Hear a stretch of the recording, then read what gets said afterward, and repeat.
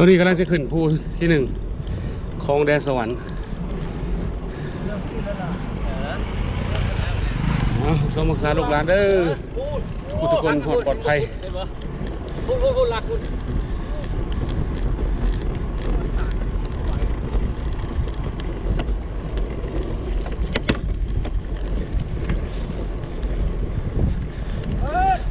ภูที่หนึ่งนะตัวนี้เด้อ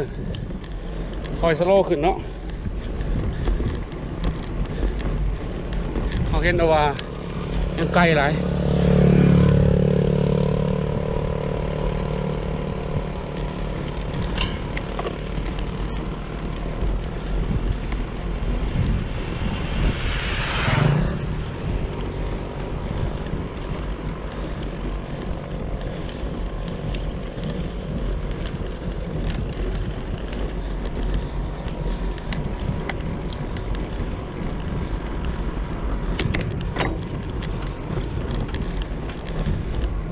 คอยสวิตช์ขึ้นสโลว์ขึ้น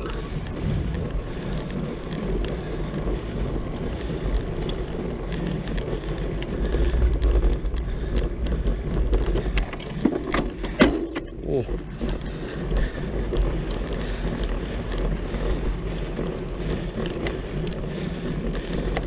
สู้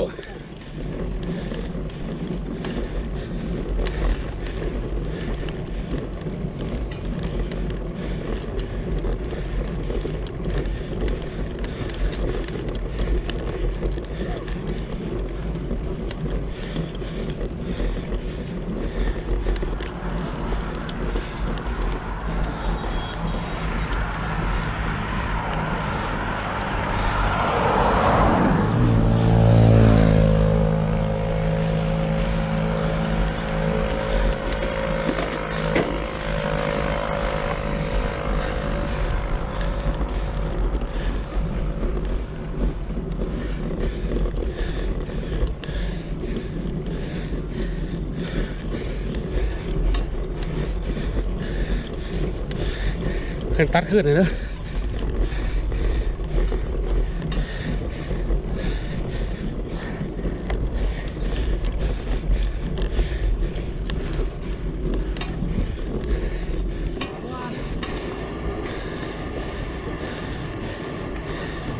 เอาขึ้นแซกเอาขึ้นแซกเอา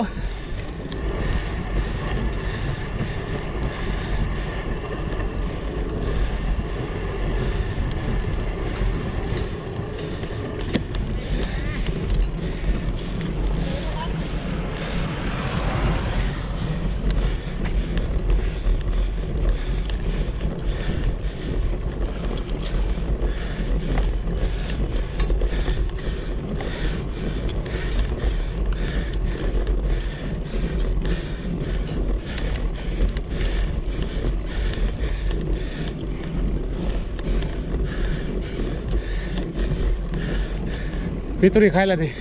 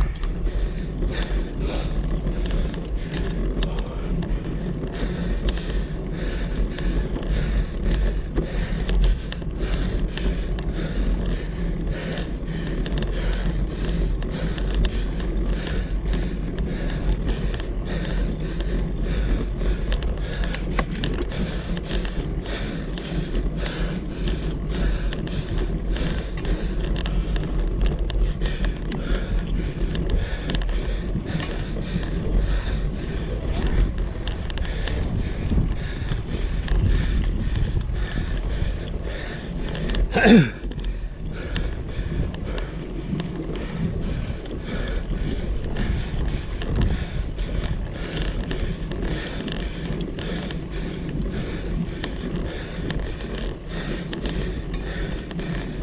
โพที่หนึ่งวิทย์แล้วเนาะ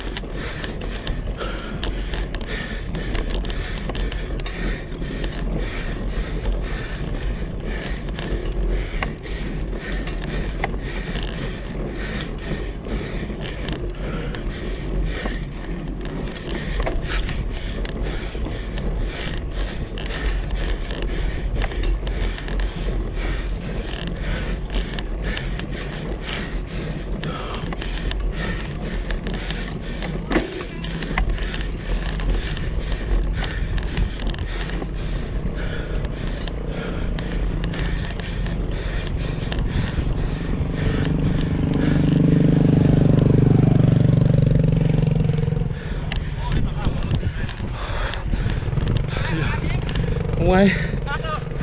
นี่เพราะว่าเนินเข้าประตูเขาอะเนินคัดเลือด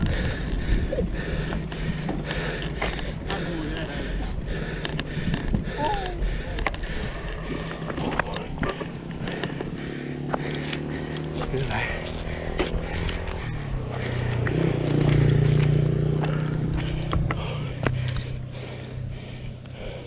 เอาที่จานจะได้ลุกยันเรียบเรียบละ โพที่หนึ่งเรียบร้อยเนาะ